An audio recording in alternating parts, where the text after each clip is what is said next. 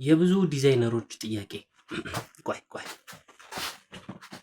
እንዴት ነው ስራ እማገኘው?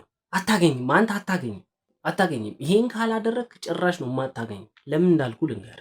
አይዲያ አለህ፣ ግን ያንን አይዲያ አትሰራውም። የሰራኸውን ደግሞ አትፖስተውም፣ ለሰው እንዲደርስ አታረገውም። ራስ ጋር ይዘህ ሃርድ ዲስክ ላይ ወይም ፒሲ ላይ ቁጭ ብሎ ቦታ እያጣበበህ ነው። ታዲያ እንዴት ብለህ ነው ስራ የምታገኘው? ግራፊክስ ዲዛይነር ከሆንክ ወይም ደግሞ እንደዚህ የሶሻል ሚዲያ ስራዎች ላይ ካለ የግድ ያንን ስራ መፖሰት አለብህ። የከስተመርም ቢሆን እኔ ሰራሁት ብለህ የግድ መፖሰት አለብህ። ተውት፣ የግድ ላይክ ማግኘት አይደለም፣ የግድ ፎሎወር መብዛት አይደለም። ዋናው ፖይንቱ ምንድነው? የሰራችሁትን ስራ መልቀቃችሁ ላይ ነው። ኢቭን ቲክቶካችሁንም ሆነ ማንኛውንም የሶሻል ሚዲያ አካውንታችሁን እንደ ፖርትፎሊዮ ራሱ ልትጠቀሙ ትችላላችሁ። የሰራችሁት ስራ እንዳለ እዛ ላይ በደንብ ስላለ ማለት ነው።